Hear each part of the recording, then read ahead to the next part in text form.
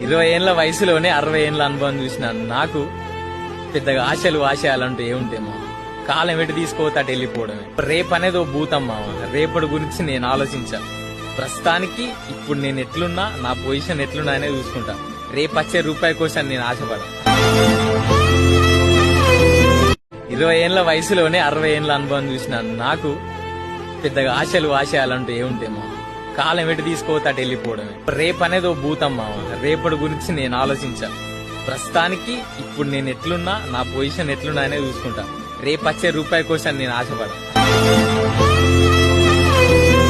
20 ఏళ్ల వయసులోనే 60 ఏళ్ల అనుభవం చూసినాను. నాకు పెద్దగా ఆశలు ఆశయాలంటూ ఏముంటే మామ, కాలం ఎటు తీసుకోతే అటు వెళ్ళిపోవడమే. రేపు అనేది ఓ భూతం మామ, రేపటి గురించి నేను ఆలోచించా.